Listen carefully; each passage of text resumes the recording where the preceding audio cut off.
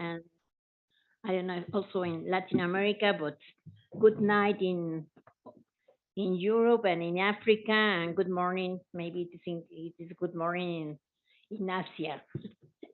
Well, okay. We will continue with our third international colloquium of studies on Africa, framing Africa as the world's epicenter. And we have as the keynote is going to be the title is Africa as the center of a transforming world. Well, I'm going to read Óscar Mateos, uh, CV. He is Associate Professor of International Relations at the Blanquerna School of Communication and International Relations, Ramon Llull University in Barcelona, Spain. And he is since 2017 the coordinator of the research group Global Codes at the same school. He holds a PhD in International Relations from the Autonomous University of Barcelona. He was visiting professor at the University of Sierra Leona and Furo Bay College between 2006 and 2008, and visiting researcher at the School of Oriental and African Studies, so as in 2008. He has also undertaken some consultancies and research for Doctors Without Borders in South Sudan or Conciliation Resources in Sierra Leone. He is also a member of the board of the International Catalan Institute for Peace and an associate researcher at the Barcelona International Affairs Center. He was appointed in September 2019 as the delegate of director for the Agenda 2030. Among his latest peer-reviewed publications, it is worth mentioning de la Agenda Normativa al Giro Pragmático, Causas, Implicaciones y Dilemas de la Estrategia Securitaria de la Unión Europea en el Sahel. It is published by UNISKI Journal. And then he has also a paper, Whose Peace? Grappling with Local Ownership in Sierra Leone, in Peace and Conflict Studies 2022 with Andreu Solá. He also has another research, China in Africa, assessing the consequence for the continent's agenda for economic regionalism. It is published in Politics and Governments 2022 with Arthur Colom, or another one, Understanding Niger Delta's Violence from a World Ecology Perspective, Revista de Estudios de Seguridad Internacional. Thank you, Oscar, for accepting this invitation of the PUEA. And then who will comment is José Luis Gázquez. He holds a PhD in International Relations and African Studies from the Autonomous University of Madrid and a bachelor and master degree in Political and Social Studies from the Sciences Po Institute of Political Studies, Paris. He has done research and fieldwork at the Institut Fondamental d'Afrique Noire of the Cheikh Anta Diop University in Dakar, as well as the Gaston Berger University in St. Louis, Senegal. Member of the working group of the University Program of Asian and African Studies, coordinator of the Diploma in African Studies, Memory and Contemporary Dynamics 2018-2019, 2019-2020, and 2020-2021. He is member of the African Studies Group at the Autonomous University of Madrid, and his research topics are Sufi Islam, African transnational networks and migrations, process of the state and identity formation and construction in sub-Saharan Africa and Senegal. He is currently a full-time associate professor researcher at the Center for International Relations of the Faculty of Political and Social Science of the UNAM, where he teaches, among others, the subject of Africa as part of the curriculum of the bachelor's degree in International Relations. He is member of the National System Researchers SNI number 1.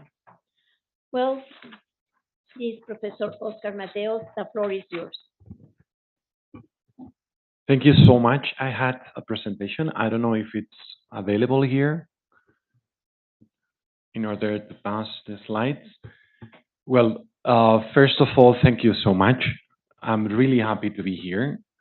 Has been a long way, but it's very worth it to be here, I have to say. And it's really an honor to contribute somehow in this particular like forum, in this particular like symposium, and to collaborate with the Programa Universitario de Estudios de Asia y de África. It's really an honor. And I want to especially thank Alicia, Dr. Alicia Girón, for your invitation, for the engagement during all these months. I think it has been like a great like process.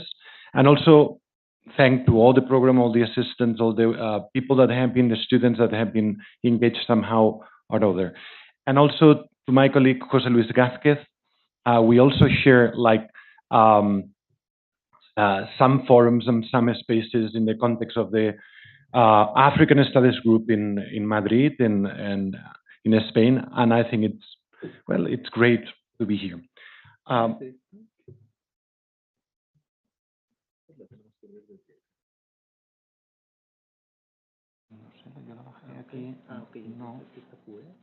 No, espera, no estaba en el, no sé si la vi esta chica, ¿cómo se llama?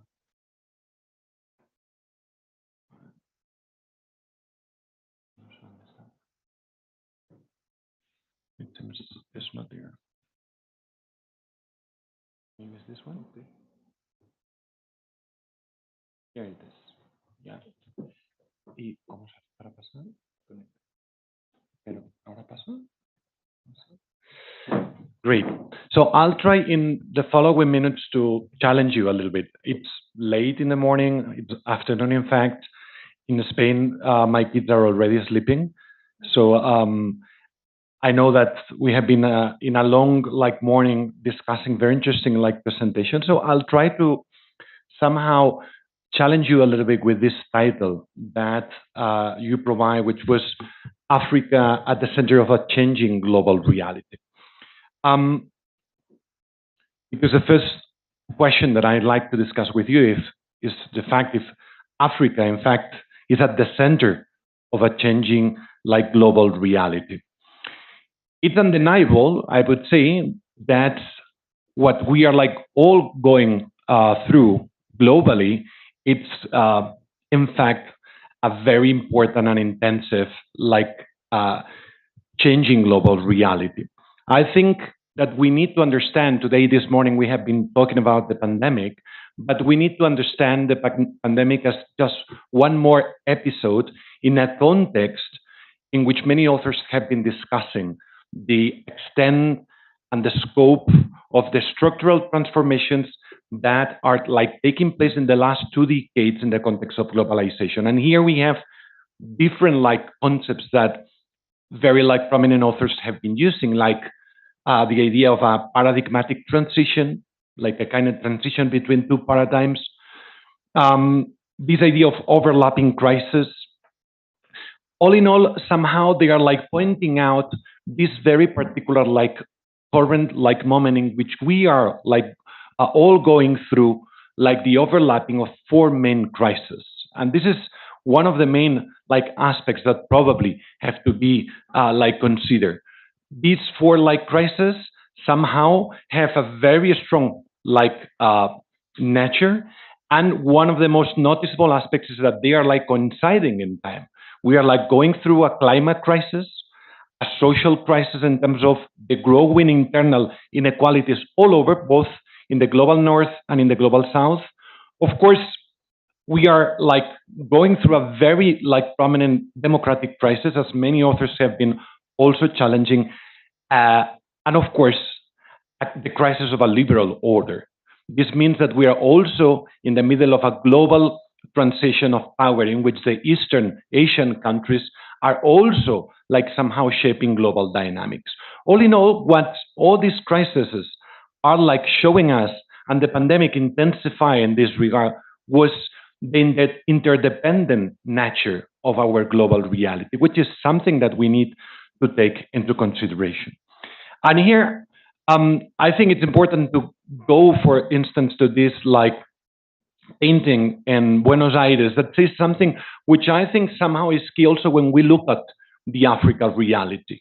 Because probably one of the most important aspects that these overlapping crises are showing us is to understand that the main aim, the main challenge that we have ahead is how to like formulate the new questions that all these different like global challenges are like somehow suggesting us, and not to go back to old and outdated like answers that somehow are not capable of addressing the effects of all this crisis. So in this particular like global context, which is undeniable, like changing, we have, I think it's important, and there is a very strong debate about the role of Africa in this particular like context. Many questions have been arising in this like regard. Is Africa changing as a result of all these global transformations? So somehow they are like receiving the effects of all these global transformations, or on the contrary, what role does Africa play in each of these like changes, which is like the main capacity of like agency and shaping most of these like transformations? And the most important aspect, what novelties, what discontinuities, what continuities does this changing global context imply for the African continent? I'd like to discuss with you in the following minutes three main ideas that I think can be worthy to understand some aspects in this regard. The first idea wants to challenge a little bit, like probably some of the parts of this, the title of this like forum, of this third colloquium. Because I think the first idea that we need to challenge and discuss is about the peripheral character or the central character that Africa as a territory has played historically in the last like centuries.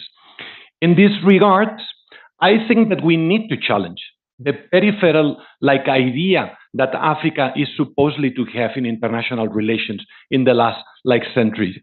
Because one of the things that I will try to show and discuss with you, of course, this is an open discussion, is that in fact Africa has always have a central like character in global capitalism. It's key to understand processes that have taken place in the last at least 3 centuries in the context of global capitalisms. And to understand this, I will suggest you to look at 3 main notions, 3 main ideas that I think are relevant. The idea of processes, the idea of discourses, and the idea of agency. Second idea that I'd like to discuss when looking at this is that it's quite clear that Africa and this global reality cannot be understood from a dichotomic like perspective, both external or internal, because both realities somehow have been co-constitutive of their own realities. We cannot understand global capitalism without the African like role in the last like centuries, and on the contrary, we cannot understand Africa without, of course, the external interference. And this idea is by Rita Abrahamsen, which I think is very suggestive. This idea of how these two-way processes create this co-constitutive like character to understand the centrality of African reality. And in this regard, I think it's important to understand at least that this co-constitutive character has taken place in at least 3 stages. One main stage, which is the Atlantic slave trade and the colonialism. The other would be the stage of post-colonial African state building. And I will suggest to you that, in fact, we are like in the middle of the third stage, which I would call a post-hegemonic stage. And I will suggest you some ideas in this regard. In fact, this is the third idea that I want to suggest to you in this regard. Which are the main continuities and which are the main changes in this third stage of the African reality in this global context that we might call post-hegemonic? I think from that perspective, and by using these 3 notions that I've mentioned, and I will like properly explain process, discourse, and agency, I think that we can like understand that in this context, the main process has to do with the so-called new scramble, like for Africa, using this idea about Carmody in his very famous book that he develops, this new scramble with many novelties over the continent. Second idea, which I think is a proper and a very prominent novelty, which is in terms of discourse, we find a new discursive pragmatic consensus that understands increasingly Africa as a security problem. And this is something that, of course, as has been said in other presentations, was started, framed by the US and by the Western powers, but in which also emerging powers have been ending up also contributing to this new discourse that problematized Africa as a security concern. And finally, and I think this is a very relevant aspect because probably brings another important novelty in this global context, is what I would call, in terms of agency, a two African actor-driven dynamics. One more between political elites and international actors, in which, in this global context of post-hegemonism, has created new spaces, new forums for Africa to have their say and their possibility to defend their own interests. But at the same time, probably this context is also hosting a very important new process, which is a more local-driven process, especially led by social actors that are featuring the so-called third wave of political protest. And that somehow is showing us a process in which we could understand that probably many African societies are disputing and negotiating a new social contract with their own societies. These are the three ideas that I will try to develop a little bit carefully, but of course we have a limit of time. But of course I would like to say, to hear to what my colleague José Luis and Alicia also consider, and also of course all of you. The first idea, Africa at the center of global processes as a historical continuity. The first question that I would like clearly to challenge is this idea of the peripherality of Africa. We could answer because probably in most of the main international narratives, Africa has always had this peripheral character. And now it seems that we bring this centrality to Africa in this new context in which the emerging countries are having much more interest in the continent.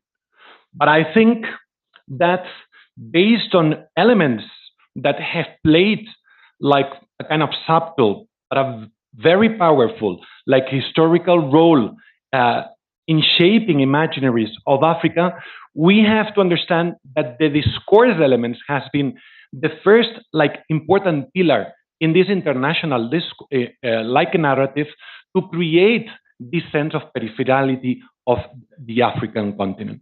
And this discursive realm has been especially revolving around three main ideas. Has been framing Africa, has been considering Africa, first of all, as a development problem.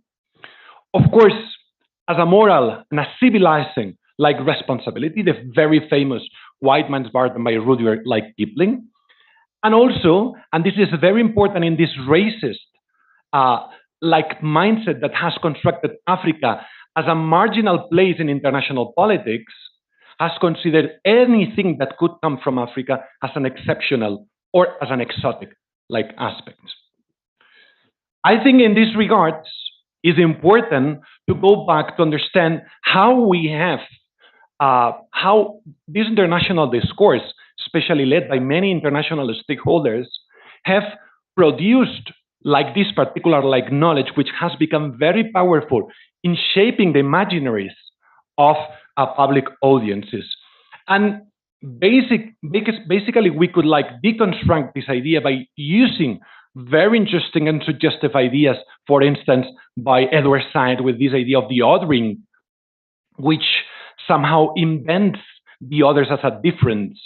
Or, of course, a much more closer, TED Talk, very famous one by this Nigerian novelist, Chimamanda Adichie, that warns us about the danger of a single story, and that consider one very powerful and important aspect when we understand this knowledge production tendency, which is who has had the power of telling and constructing the story of Africa.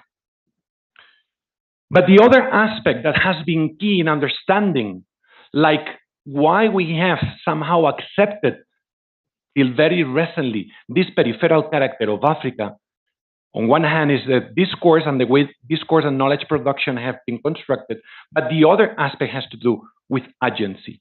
And to what extent African agencies have been invisibilized systematically in our other understanding in Africa. Even from critical Marxist, left, like critical approaches, agency have been invisibilized. All of them, all these approaches that have denied the agency of Africa somehow are accepting the Hegelian idea that Africa has no history and that Africa is an object that somehow can have or aspire to be a subject anytime that the Western powers or the external forces somehow interact with Africa. But without this, there is no subjectivity that can be like properly analyzed. I think, of course, this particular approach has systematically denied the agency of Africa, or at most has considered or has built up like these particular cliches about the local actors, the African actors, by maybe constructing African elites as corrupt African elites, or like societies as a very passive and dependent, like societies, or sometimes like violent societies. However, we need to take into consideration that African agency is being built constantly, historically, in multiple directions. And at least we could like see 4 aspects in which this agency has been like constructed and has been like somehow existing. First of all, through dynamics of adaptation. Dynamics in which, in all different like historical periods, political elites, but also societies have had the capacity to embrace and to adapt, to survive, to enrich, to take advantage of any of the processes that global forces were like fostering in their own territory. So this particular, if we take a look at each of the historical processes and periods in Africa, we could like somehow acknowledge this first dimension of adaptation. Second one, very close to adaptation, would be the great capacity, very well acknowledged by many scholars, in which, and to some extent, political elites, but also societies, have had the capacity to co-opt and to hybridize like processes that were coming from abroad, processes that were imposing like political like models, that were imposing, for instance, a way of understanding democracy, a way of understanding political economy. A third one, which brings us especially to the realm of societies, but not exclusively, because of course we have also political leaderships that have been especially fostering these third dynamics, is understanding this third dimension of the agency through resistance. And to what extent, in all historical periods, many African actors have like developed many different experiences, initiatives, really based on like the capacity to resist to any attempt of imposition. But finally, and I would agree here with my colleagues Marta Iñiguez and the Sierra Leonean Zubairo Wai, that have written this very interesting book called Recentering African International Relations, that normally when we address and analyze the African agency, we always forget that there is a fourth like dimension of agency, which is the innovative and the proactive capacity that Africans have on a daily basis.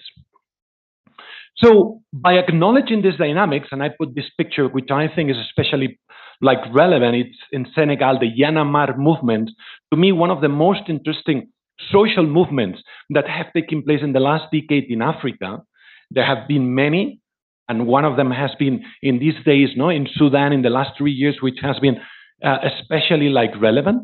But the Yanamar movement that pushed and achieved like very important political changes in the country in 2012, and that decided to stay away from political power to somehow keep on pushing like the political dynamics, somehow show us like these different aspects that we have been like discussing. I think by visibilizing, by acknowledging these different dimensions of the African agency, somehow we are like restoring and acknowledging the political subject character that, of course, African societies have, but also help us to undermine this constant idea that exceptionalize Africa as something different to the rest of the international relations or to the rest of the world. Somehow help us to normalize what it should be something within human condition, which is our capacity to resist, to self-organize, to react, or to adapt. Therefore, I think these two main elements, discourse and agencies, have had a very subtle, somehow, but very powerful character that has reinforced this systematic like perception of African reality as something peripheral, as something marginal, as something anecdotic in international relations, by assuring or ensuring like this subaltern like position. And I think this is challenged clearly by the different like political and historical processes in which Africa, as we will see in the second part, has been absolutely central. I think, and here I put like this book, which I find especially interesting, Recentering African International Relations by Marta Iñiguez and Zubair Uguay, help us also to reflect on this particular issue. This idea of recentering Africa somehow, and this is also a suggestion for discussion, could help us to visualize a kind of triangle that by showing like these different elements help us to understand this systematic co-constitutive character that the interaction between the global and Africa have had. So in this triangle, we could like see that there are like processes that are like very visible, processes that in which Africa has been historically a contested like territory, but that this particular like peripheral character in which Africa is just an object is especially run and supported by two invisible elements that we have just commented, that are like discourses that create and produce this knowledge in which Africa is constructed from outside as a problematic, as a civilizing burden, as an exceptional like territory, but also is supported in the need of invisibilizing agency by denying like the capacity of African societies in this regard. Let's move to the second aspect, which is all these different like elements that we have discussed, the power that both discourses and agency have in explaining things, and somehow like this co-constitutive character have different like stages. I think it's important to understand that each of these three stages have different like characteristics, have continuities and have some discontinuities. These three stages, it's true, I'm gonna define them from external processes. I'm defining the history of Africa from the interference of external powers. And probably this is already a biased and a problematic approach. I admit that. But if we understand it from this co-constitutive like nature, we could understand that this is not just a one-way process, but a two-way process. The first stage, I think, in which we can visualize the process, the discourses, and the agency is, of course, the process of the slave trade and colonialism. In this particular like process, in this particular like stage, probably the process is the one that we understand and historically we acknowledge, in which extraction of slave labor and key raw materials in the context of the proto-capitalism and the development of global capitalism and the Industrial Revolution from the 18th century on was absolutely key for the development of all these processes. This like particular like character in which we realize that Africa was already central in this like particular like process somehow was based on a discourse that was legitimizing like this particular interference. How? Basically based on a moral and a civilizing responsibility of the Western world towards Africa. And we all know like this particular like issue. And in this particular like context, the agency of Africans, somehow we could also acknowledge several experiences, thousands of experiences in this long durée, in this long period of the African continent, in which African elites and African societies had a very strong capacity of adaptation, of cooperation, and also of resistance. A second like stage in this particular like process, I think, is a stage that we could like somehow feature from the 1960s towards the early beginning of the 2000s, which is the post-colonial state building stage. This process somehow, in this stage, the process is quite evident as well. Again, Africa is a very prominent territory for geopolitical dispute in the context of Cold War dynamics, but also is a very important like territory for the development of the Washington Consensus from the 70s. Of course, here the discourse is basically based on the idea of Africa as a problematic continent in terms of underdevelopment. And again here, agency could be also like acknowledged, although it's invisibilized, by acknowledging like several experiences of adaptation or resistance to, for instance, like the effects of the structural adjustment programs. And let's move to the third stage, which is, to me, like what we could consider a post-hegemonic Africa. And I will explain carefully afterwards what I mean by post-hegemonic Africa. And that somehow entails the last 2 decades, the last 20 years. This particular like stage, the process is somehow featured by the effervescence of the emerging world's economic and political agenda. Of course, the arrival of China, which probably has had a very like powerful capacity of shaping many like internal dynamics, but also the increasing presence of other like global forces. Here the discourse is different, somehow continues, and this is a particular continuous, shaping Africa as an object, considering that Africa is an opportunity for like business that should be like properly like somehow profited by political elites, but also this has taken place in a context in which security, military security, has taken again the central stage of international politics, especially reinforced by the Russian invasion of Ukraine. And here, of course, the agency will lead us to see different alliances between African political forces and global forces, but also some very interesting social-political conflictive dynamics that I will explain. In these 3 stages, what I think we could like consider or acknowledge is that the processes of global capitalism somehow have clearly structured the African continent politically, socially, and economically. But at the same time, the continent has become a very like key territory for the expansion of these different like global like processes and forces.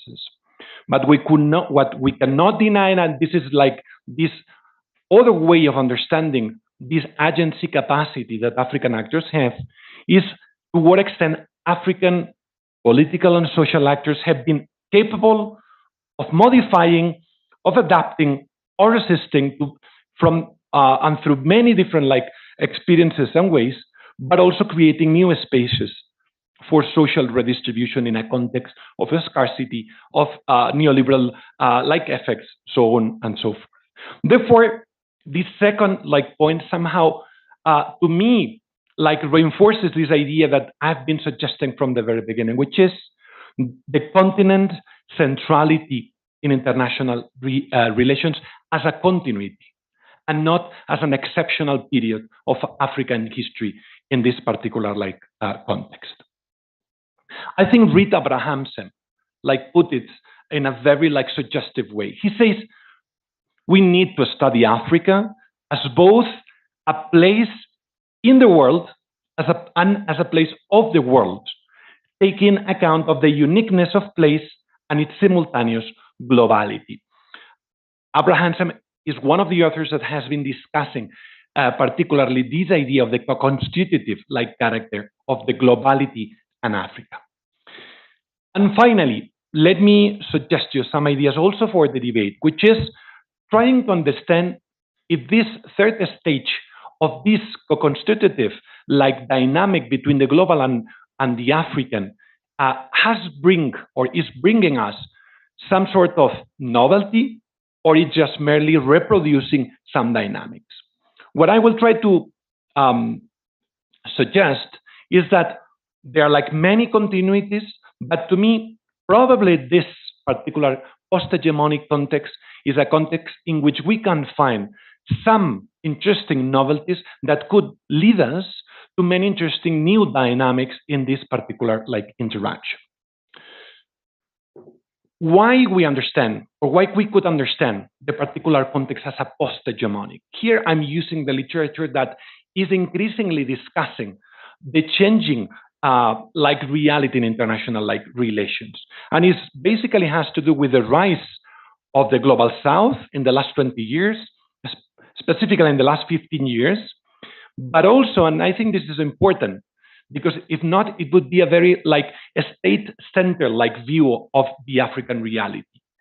Also, the prominent role of non-state actors of any kind, also in African reality. And here, of course, I'm talking about companies, I'm talking about NGOs, I'm talking about private security companies, I'm talking about many transnational, global, and international forces that do not have or do not strictly belong to the state, and that are having a very also increasing character. All of these different changes shape, according to the literature, a multiplex world. I don't know if you are familiar with this very interesting concept by the Indian American Amitabh Acharya, the multiplexity in which this emergence of the global south and the emergence of non-state actors is reshaping global dynamics. Pait Karmody, in this book, The New Scramble for Africa, uses this also very suggestive concept, the flex-hegemonic world, in which we have not an hegemonic central force capable of somehow leading the bulk of the dynamics, but we have a diversity and a plurality of forces that all in all, and this is very used by many different authors, lead us to a post-Western or a post-hegemonic global reality. I personally prefer the idea of post-hegemonic, that specifically somehow highlights this idea of to what extent power in this particular global context is distributed and fragmented. So why continuities?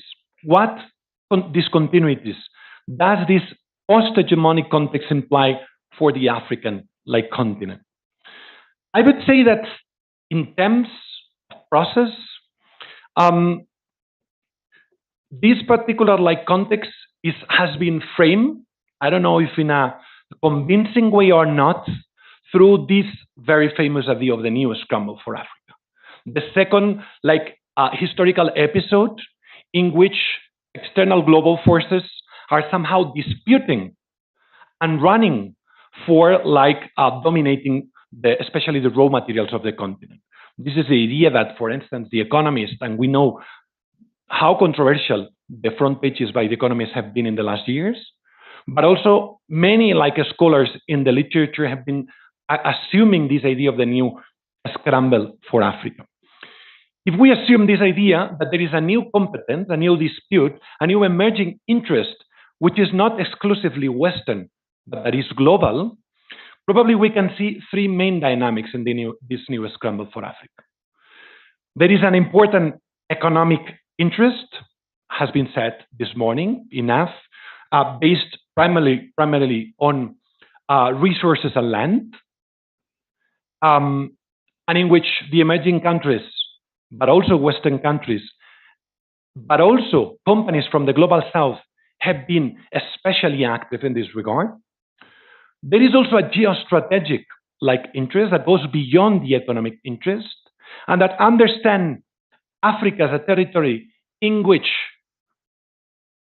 political and domestic agendas might be expanded, and the Russian case, especially in the Sahel or in other countries like the Central African Republic, might be a good example of this.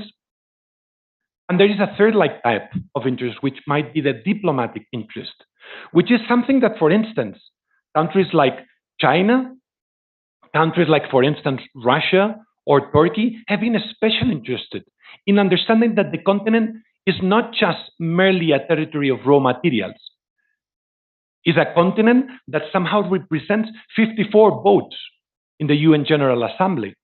Or that, for instance, China has been specifically using in the Human Rights Council in Geneva by forcing African countries to align to their interests when there are some votations that affect Chinese domestic interests.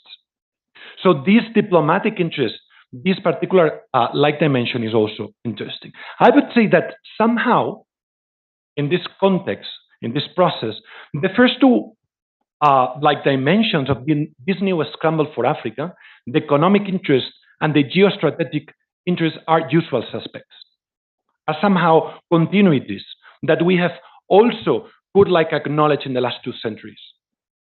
But that probably, which is more novel for understanding the role of Africa in international politics, is this diplomatic interest.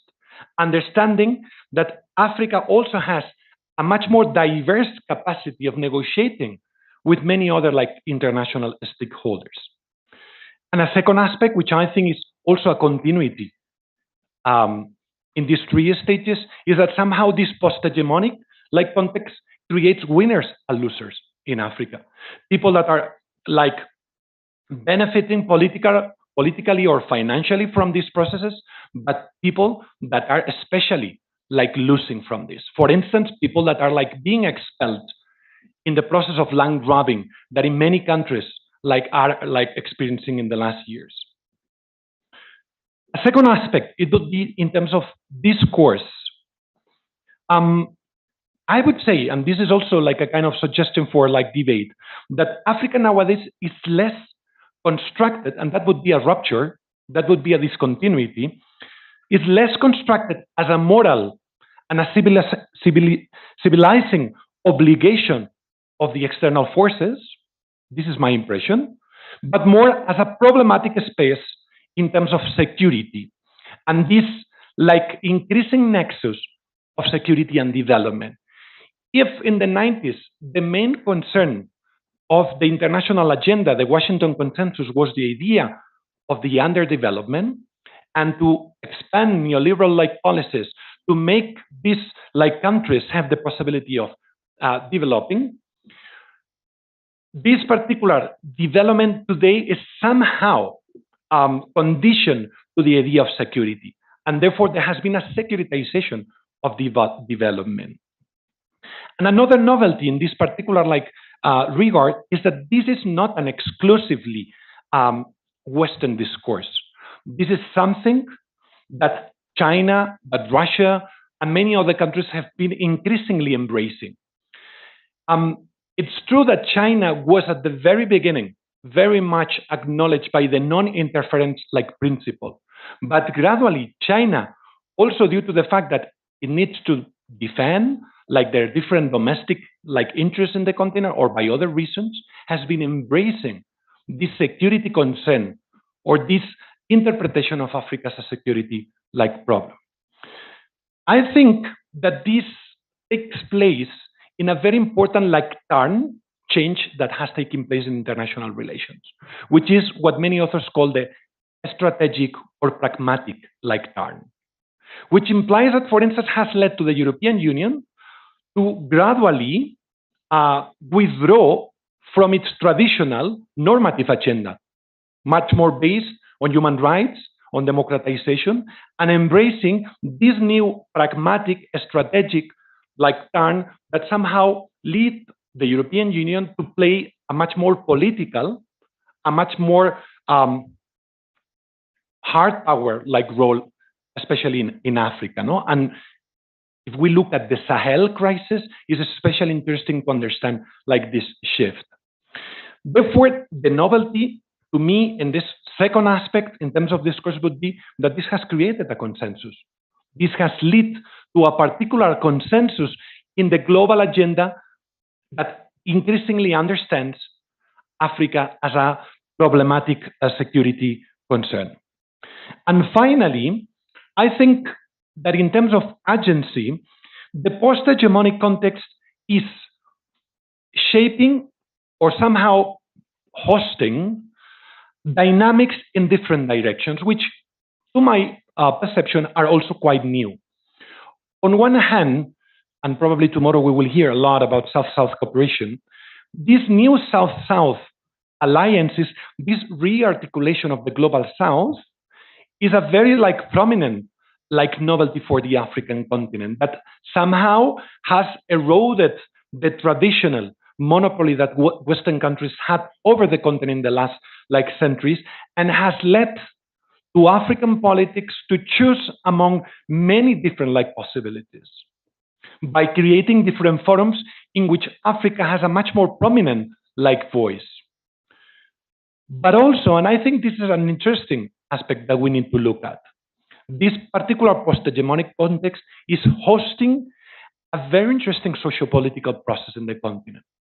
What Lisa Mueller, Adam Branch and Mampili have been calling the third wave of political protest in Africa, which is very genuine in the sense that all these different political protests, all these African springs that have taken place since 2011 are especially led by a particular profile of young, urban, literate, very connected people that are providing a new type or are disputing their political elites the need of a new type of social contract. This is something that we could discuss afterwards in this regard.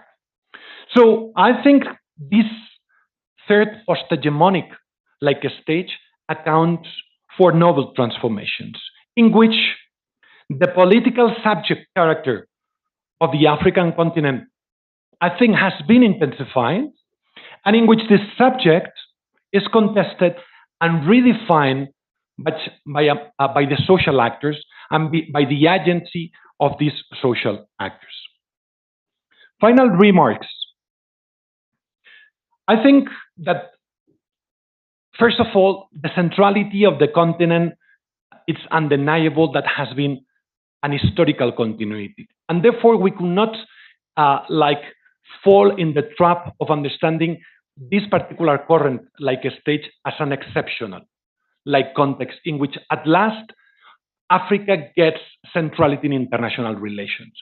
Not because Africa has been in these different stages as we have been looking at a very prominent role that has co-constituted global capitalism in the last centuries.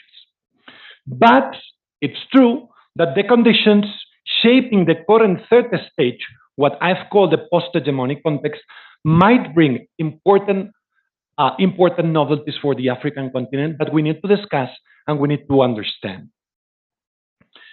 Thirdly, despite the difficulties, African actors have more space at the global level and at the social level to redefine their role both globally and socially. And this is a positive and interesting aspect.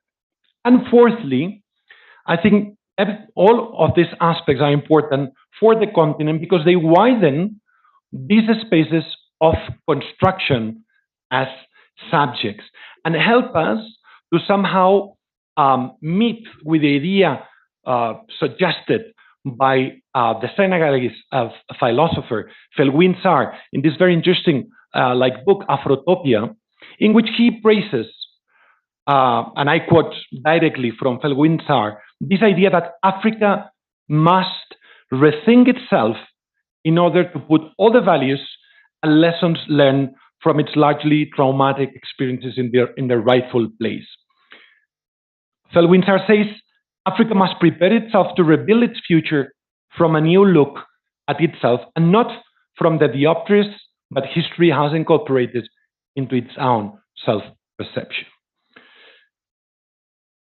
I think that this particular very novel and very interesting process takes place in a very tricky and difficult context, which is a context of a strong securitization of discourses and strong international pragmatism.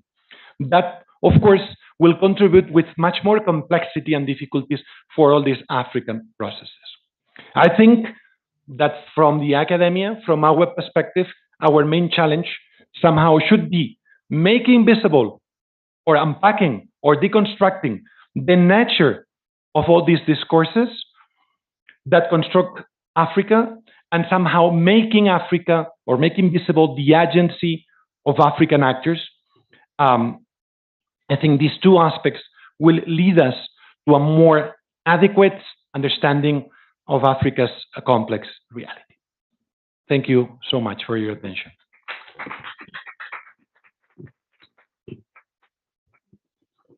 Thank you very much, Professor Mateos. It has been very interesting, all the panorama that you have given us of Africa, and I will give the floor to Professor José Luis Gázquez to make the comments. Please, José Luis. Thank you. Works? Or do you? It works. Good morning still, or no? Good afternoon, everybody. Good night in Europe. Good morning in Asia also. First of all, thank you very much for the invitation, for being here, commenting the keynote presentation. I would like to congratulate all the team of PUEA for organizing the event, and also the Institute for hosting it in this building, in this auditorium. I would also like to thank a lot Óscar, our presenter, for his keynote conference. It was very insightful, at least for me. We were talking before the conference that he might be provoking us, and I think the mission was accomplished. You raised some points, highly debatable, very constructed arguments, but that we can discuss them throughout a lot of perspectives. I would like first to react to the four main crises that you cited that affect not only Africa, but the whole world: the climate crisis, the social crisis, the democratic crisis, and the liberal order crisis. I think we should add, but we can also integrate it into the liberal order crisis, the epistemic crisis.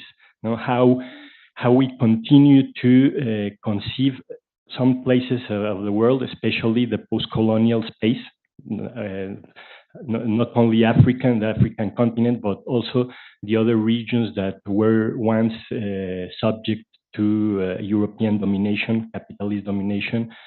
Some of these regions are still subject and still suffering from this forceful integration to this global system.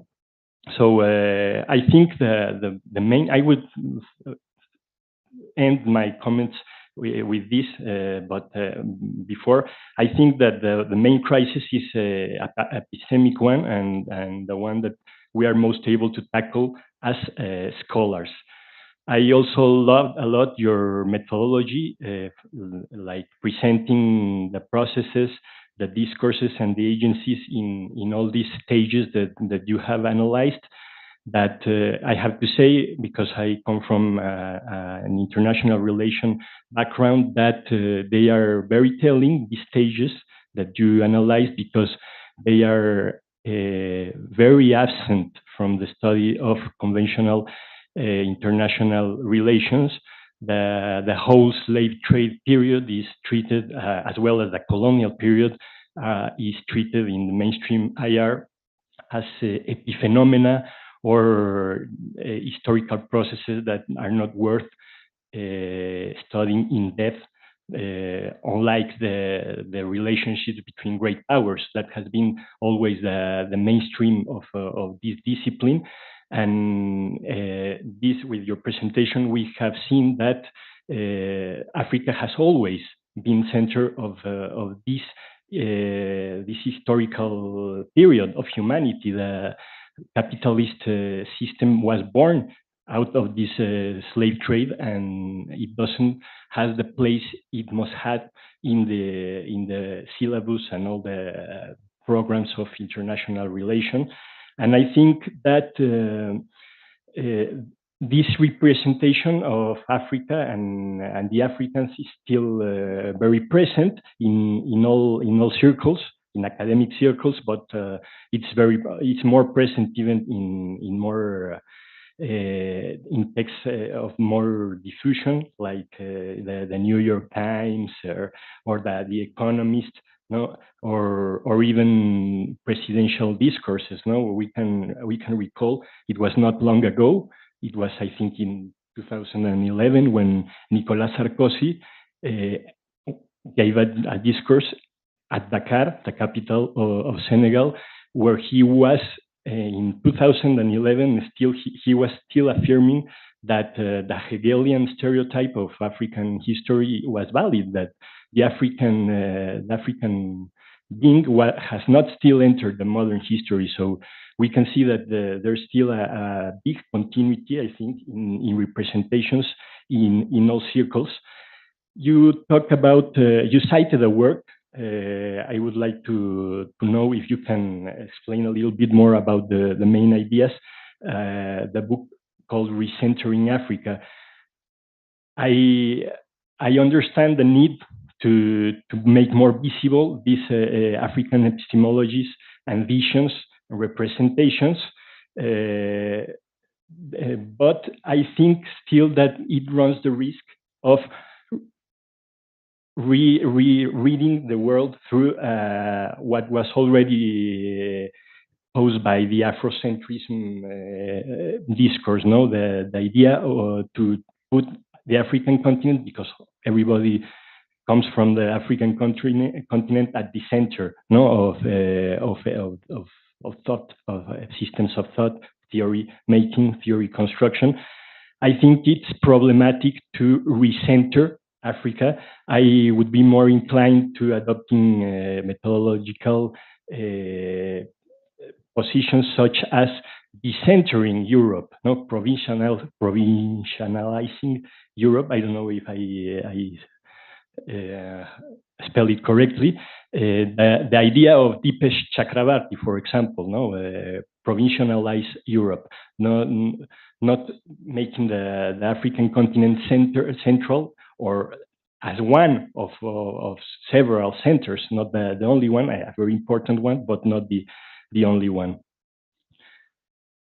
Another question that I would like to make to Óscar is if you are, I know that you come a lot of time during your presentation to this concept, but if you can explain it a little bit more in what sense you consider a post-hegemonic scenario. You mentioned maybe that it was where did I hegemonic, post-development, post-capitalist, post-Western, because I think that the only hegemony that has been exerted in Africa is the capitalist one, and with a relative, we have this idea of being subject African societies of the capitalist system, but still the capitalist system, there are studies that show that it has not penetrated that much African societies. And this is very telling, no? The informal sector of the economies in Africa, the sector that it's not studied by formal economics, because it's out of the dynamics that are considered the formal capitalism, is estimated to be a lot more than the formal transactions, the formal economic activity.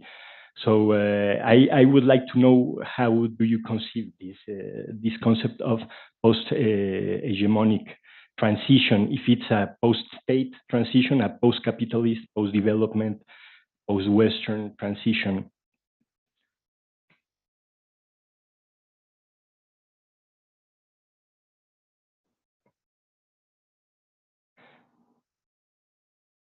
And I think also going back to this idea that you were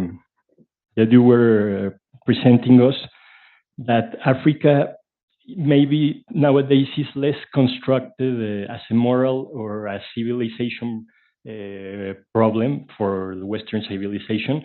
I think also that the moral element and civilization element is still very much present in the idea of development. No? The idea of Western development is very centered around the idea of growth, economic growth, and the capacity that backward nations have for achieving this development in terms of Western norms and Western indicators. I think what must be left out maybe from this conception is the question of, I agree, there's a very clear link between security and development, but I think that the idea of development in Africa is still very much marked by these ideas of backward societies trying to get the same standard of living as Western nations. So I would like also to, if you can tell us why you consider it is not a moral obligation, for example, in the current scenario, no, this visualization of African societies as dangerous because of their underdevelopment. And well, you mentioned also at the end of your presentation the concept of South-South cooperation. I will not go much in depth into that because it's part of my presentation of tomorrow. But I think that a lot of relationships that are being conceived as South-South relationships, they are not at all. Like, for example, the relationship with China. No? China is bringing to African countries infrastructure development and other kind of benefits. No, but still the aim of China is their own development. It's not the benefit for African societies.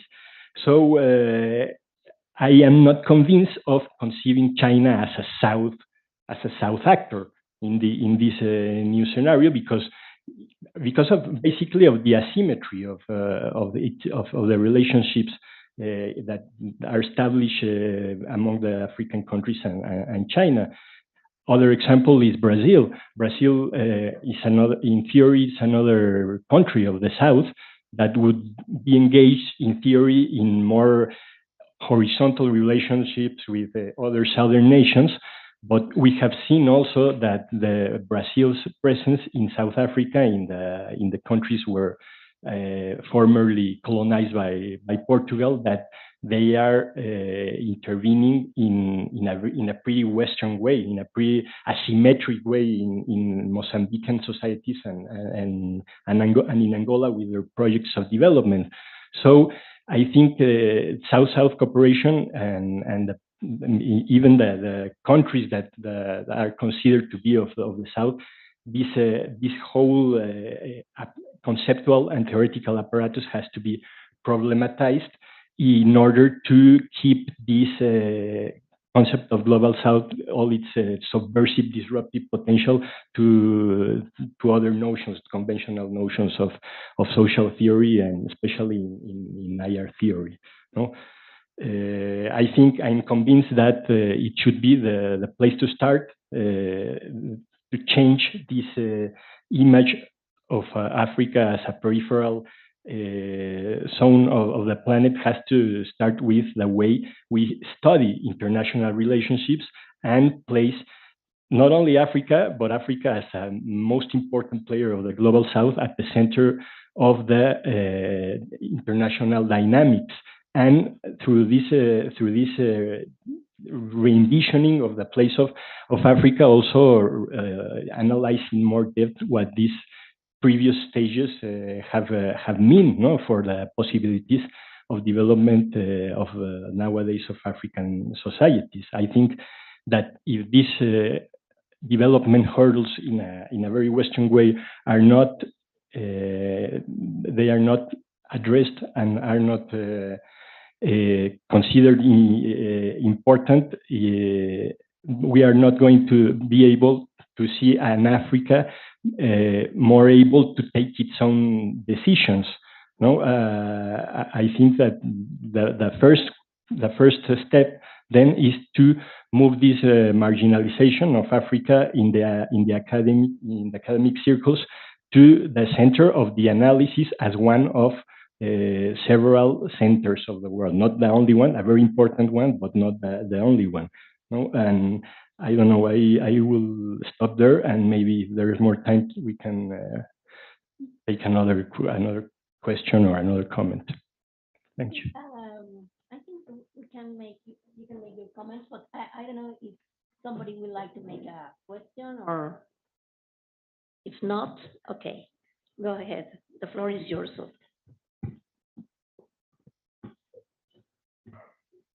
Well, very briefly, because we still have time for like a question from, I don't know if, That's why I'm asking. If okay, there are some questions, or because maybe we can open the floor. we can open the floor.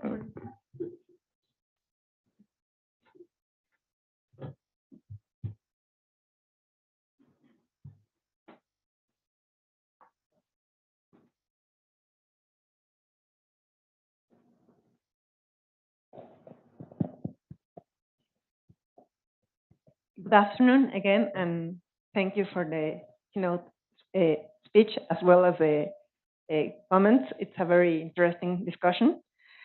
I was thrilled since the beginning by the change of era, because I was reminding, like 20 years ago, we were discussing whether in Latin America it was a change of era or an era of changes.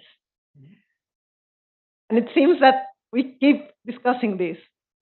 And my question is, which is a new era? So you just told us, Professor, it's for sure a post-hegemonic era. And then earlier we discussed whether it is a post-pandemic era. Then it seems that we are still in the same capitalist era. So my question is, shouldn't be a change of system to consider a change of era, or which should be the feature, so that we can define that we are really in a change of era, not in an era of changes? Thank you. Another question. Oh, okay. Giselle. Thank you so much for this. Very interesting. I just have one question about the framing of development and development as securitization. And I'm curious how in international relations or in IR, scholars are thinking about the framing of the West as one of overdevelopment rather than the sort of pinnacle of development itself. Because if we think about, for example, like Western capitalist activities as processes that fuel those four crises that you were talking about, processes of overconsumption that lead to the climactic and ecological breakdowns that we were discussing, processes of epistemic imperialism that lead to the epistemic crisis that Jose pointed out. How is IR sort of integrating that assessment of overdevelopment into its analyses? And can we sort of more broadly question sort of development toward what?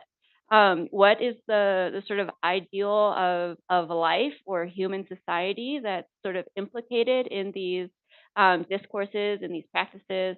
And can there be a sort of more broader questioning of what it means to be developed or not developed, and use that as a sort of more, I guess, provocative way to approach the centrality of the continent. I don't know if I would want a world where everyone lives and consumes the same way that we in the U.S. do, for example. And I also wanted to ask about your framing of South-South cooperation as a sort of facet of this more kind of contemporary era, especially vis-a-vis the extremely important sort of transnational links for independence movements, throughout the African continent that were also mobilized for Caribbean independence, Middle Eastern independence. There's been sort of South-South cooperation consistently since the 19th century, the 19th, the 20th. So, in what ways do you see South-South cooperation now as novel, especially given, for example, like the kind of pan global South solidarities for independence movements as well? Thank you.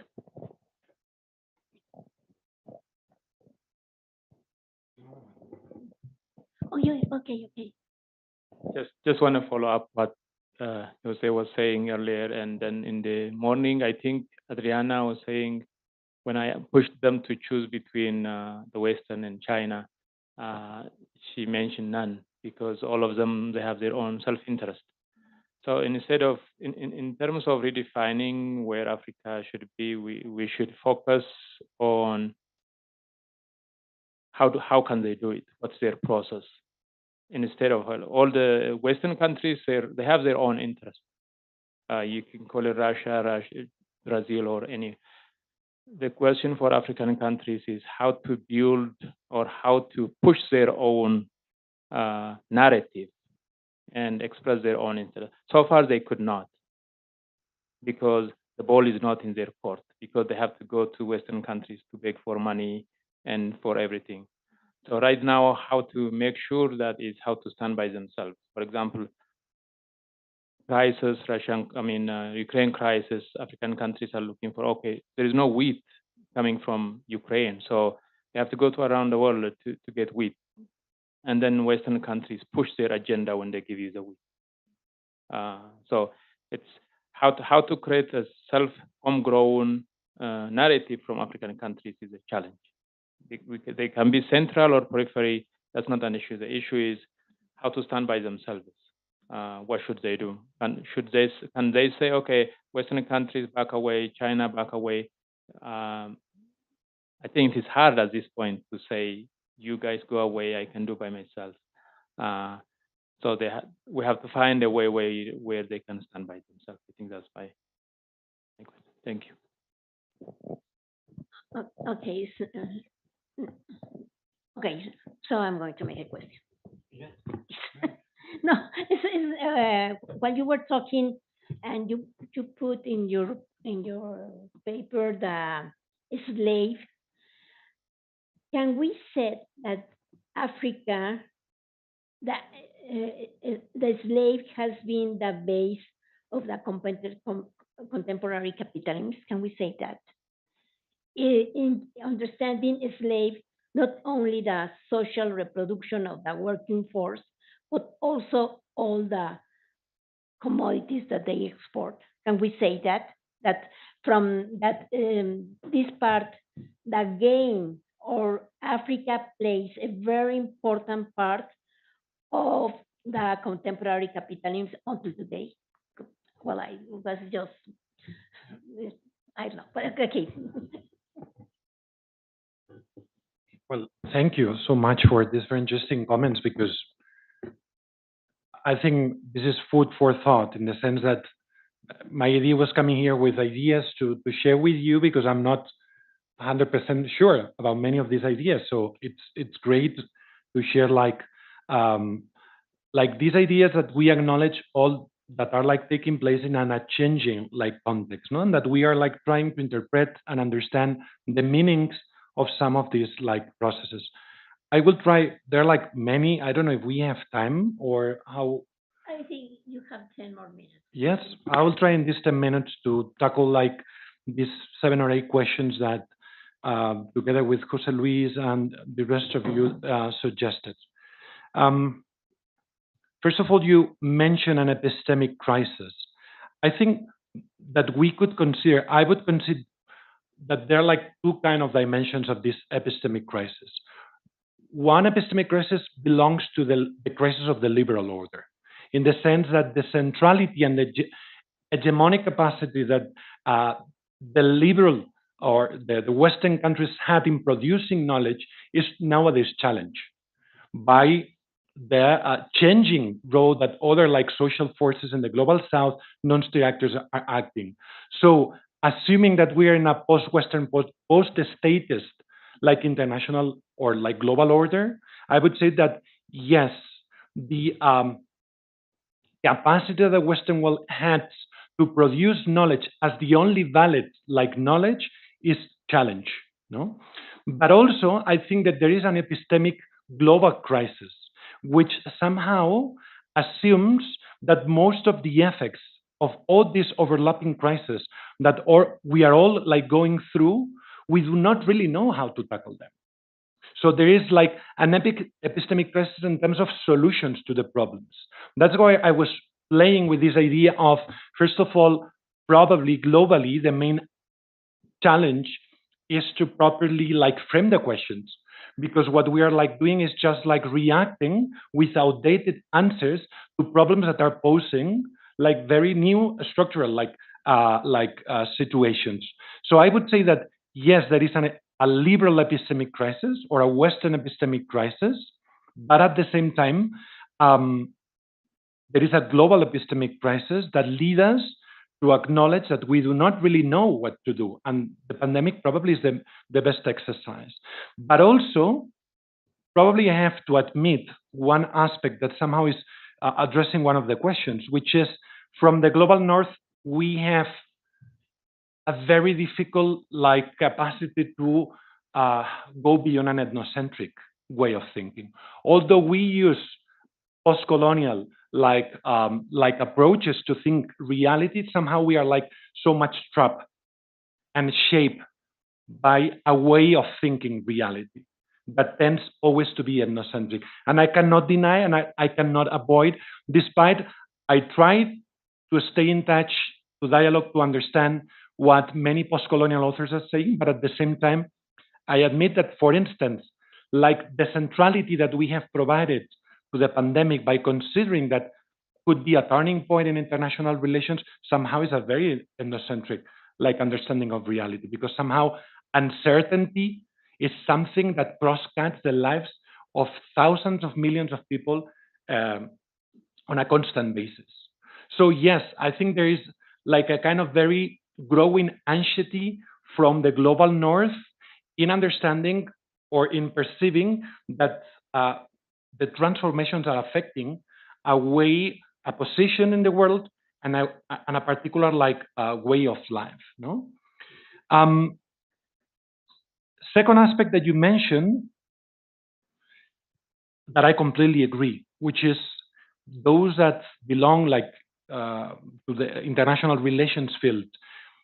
It's true that mainstream realist, liberal, even Marxist like perspectives tend to invisibilize many of the dimensions that we have tried like to deconstruct from a more like post-positivist like perception. But my perception is that in Europe, that there is an important wave of post-positivist like perspectives that from constructivism to post-structuralism to feminism and post-colonialism somehow has become like a common place in which to try to unpack and deconstruct the common understanding of international relations.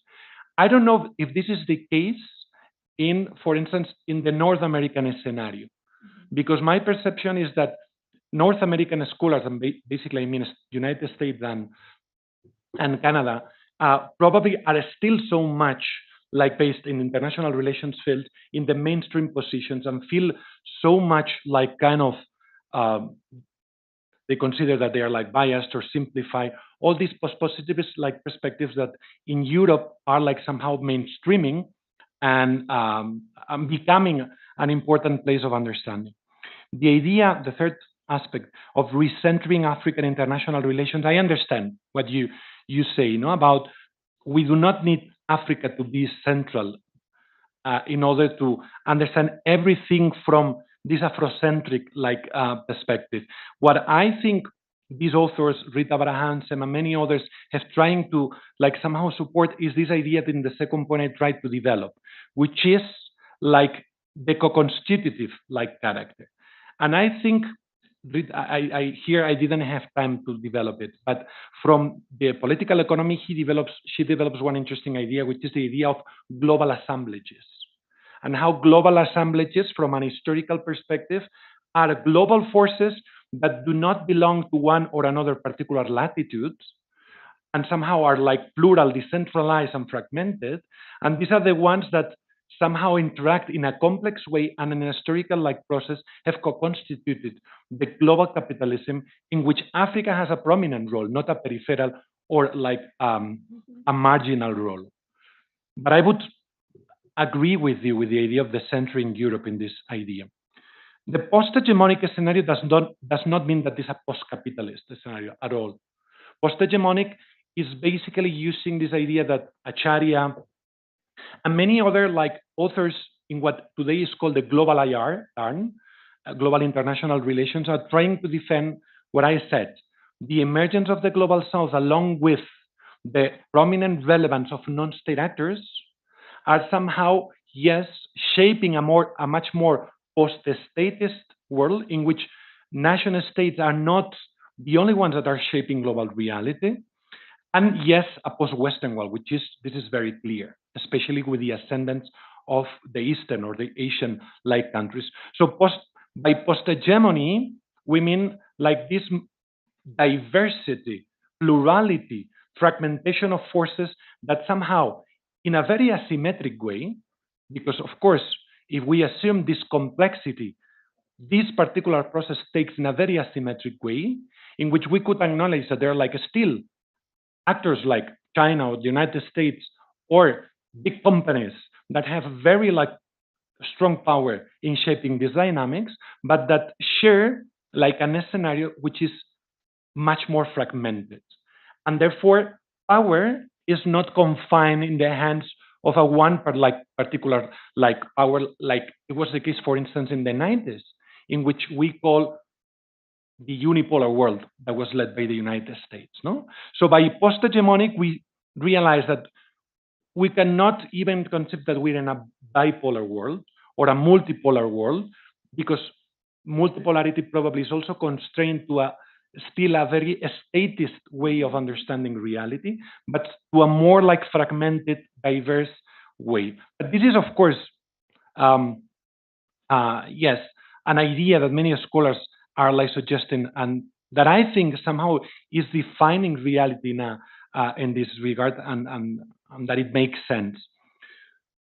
The question of the civilizing character, probably that was like one of the assumptions that was trying to be much more provocative, in the sense that I don't really know if I do also believe if we have somehow overcome like this discourse, especially from Western countries, but also from other like international, I don't know, in Mexico or in other Latin American countries, how Africa is constructed. If it is still constructed as a burden, as a kind of moral responsibility in which poverty cross-cuts any like particular reality in Africa. But my impression is that from a more geopolitical like perspective, this civilizing character has been like overcome by a more pragmatic discourse, a pragmatic discourse that is not normative anymore, or that it can be still a little bit normative rhetorically, talking about human rights, democracy, and so on, but that is increasingly practical in a global context, which is very competitive for all the different actors.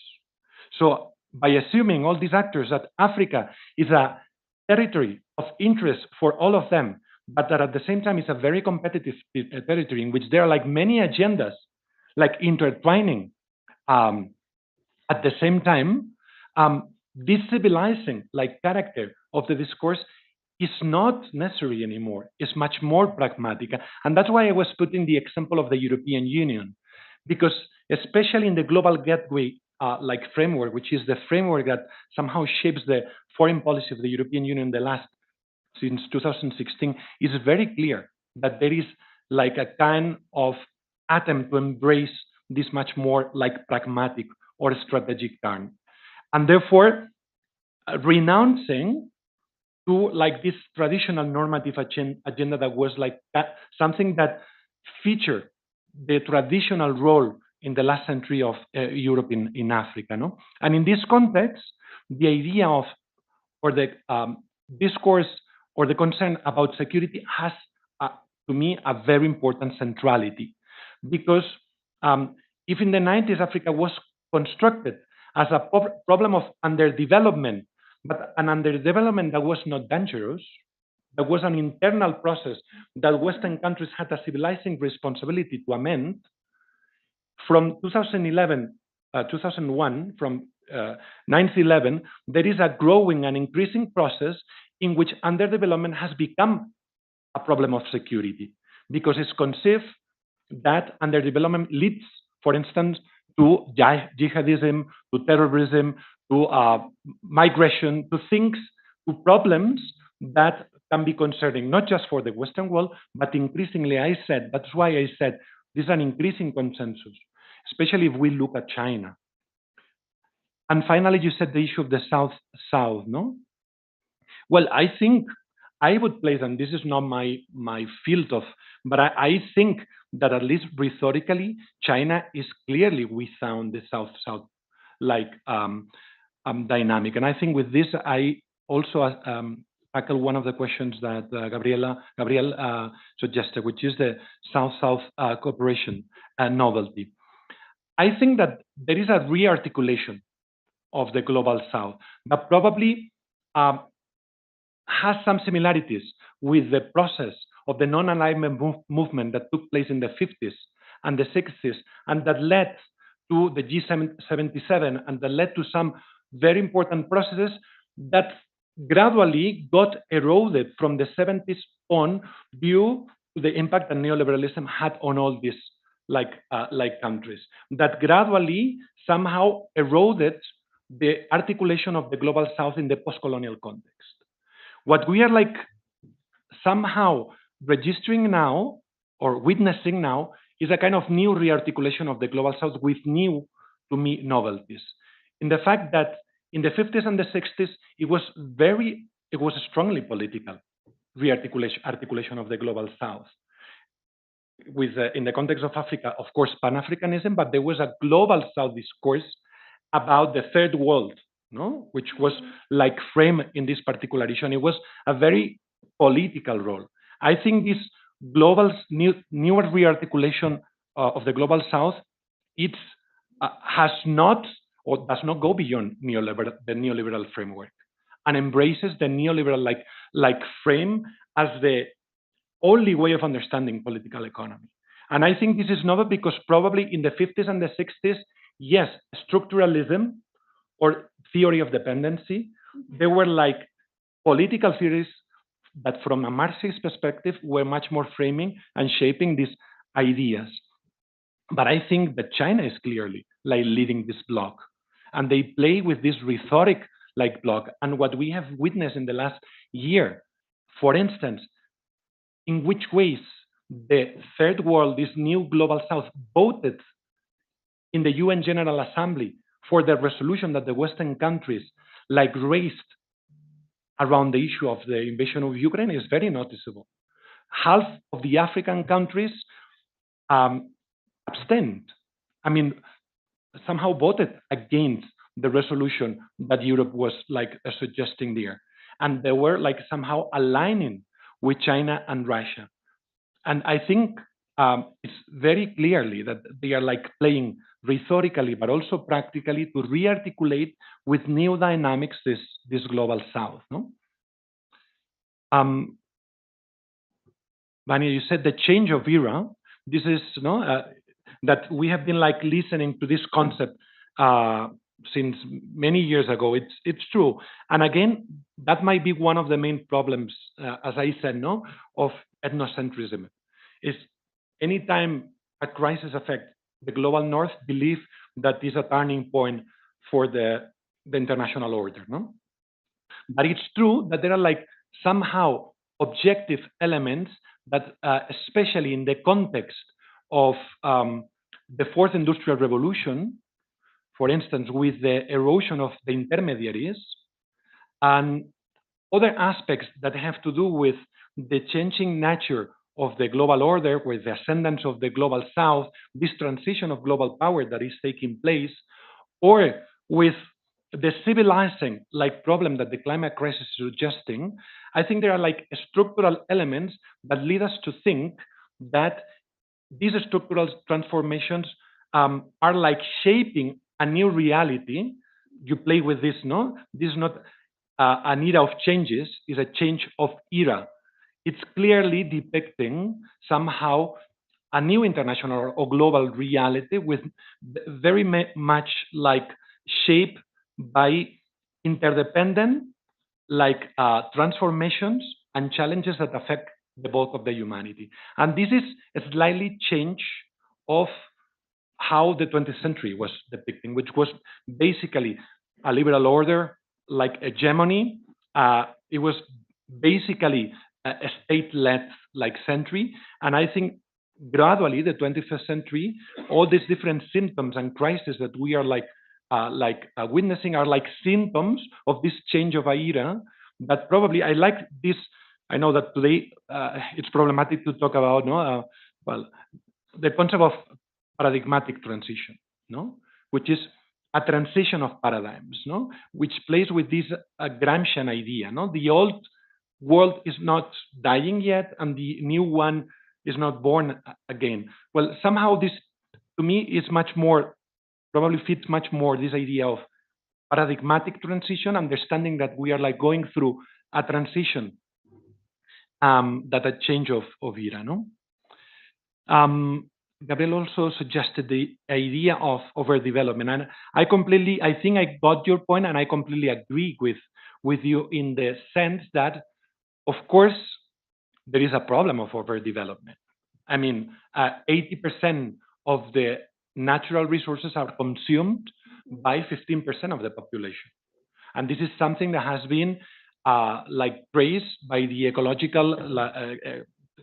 social movement since the 70s, that there is a model of consumption that cannot be universalized because it's based on a capitalist model of production and consumption that somehow has a lot of limitations, as we are all seeing.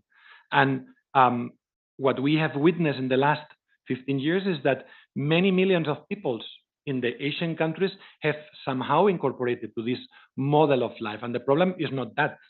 The problem is the conception of the idea of development we have. If development has to do with economic growth, with this type of consumption and production, of course, there is a problem of that, in which Africa is not central at all, has not a responsibility in this model of consumption, but suffering the effects of this. I don't know if you were going to this way or not. This is what I got from your idea. And somehow how Africans can push their own narrative. I think, somehow there is an attempt, right, to recover a sort of new Pan-Africanism in the context, in the last 20 years, in the reconfiguration of the African Union. Although what we have witnessed is that this is very difficult, because the African continent is a new context, that the 54 different political agendas have their own path, that of course we can see some alliances and some alignments within the African Union, but that the idea of Pan-Africanism, although rhetorically can work out and sometimes is used by some of these leaderships, it's very difficult. So to get a known narrative, an African known narrative, I think it's very difficult, because one of the problematic aspects of this is that sometimes it's used by leaders that are very autocrats in the way of doing. So Africa is undeniable that has a very strong problem in terms of leaderships and in terms of political governance. I think that this own narrative might be also achieving more easier or quicker the social realm. For instance, to what extent the connection that all these political movements have had, social movements have had in the last 10 years is a very interesting, like, for instance, this actor called Africtivist, which is like these cyber activists that are like somehow putting together all the different political like protests and movement, Yanamar, Ballet Citoyen, Lucha, in different like countries, and trying to shape a context to foster like the possibility of this for these like different like protests to be successful, no? So I would differentiate between society and elites, no, in this regard. And I think, Alicia, I don't know if I got your, no, the slave trade, but somehow, yeah, if I understood well, no, could you repeat, please, because I think I didn't.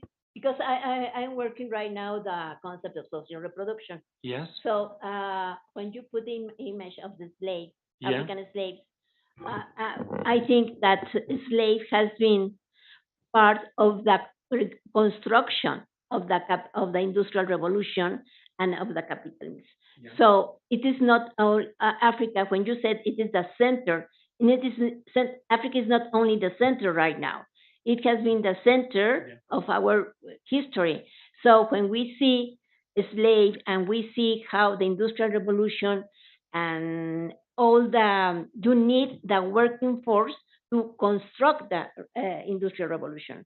So we can say that the African has always been part of these global social reproductions since we have the working force with slaves and also the minerals and all the extractive situation that we have in Africa, and that it is very necessary for today and maybe for the future of the economic of the future, not only in the Agenda 2030, but maybe in this century. So, Completely agree. so I was just thinking. Yeah. Okay. Yeah, completely agree. Well, Oscar and Jose Luis, thank you very much. It has been very grateful to be here. I'm very happy to be the moderator because I had to pay attention instead that when I am in the other side. So I was trying to making a lot of notes and I learned a lot. And thank you very much. And we are very happy that you accepted our invitation. And well, now you are friend of the PUEA, and it is not only the seminar where that you are invited. We are going to invite you. That you are going to be in our directory of friends. Thank you very much. Okay, gracias, José Luis. Thank you.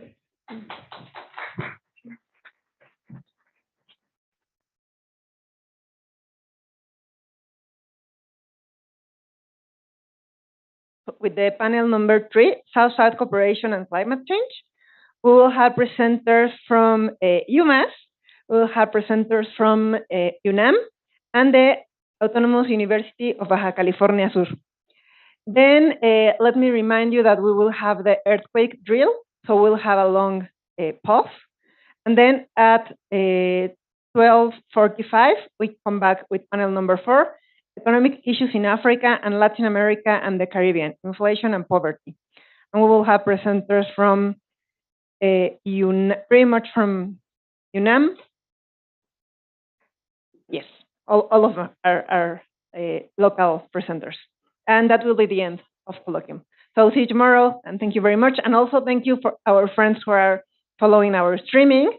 Good afternoon or good night, and especially regards to our friends in Boston.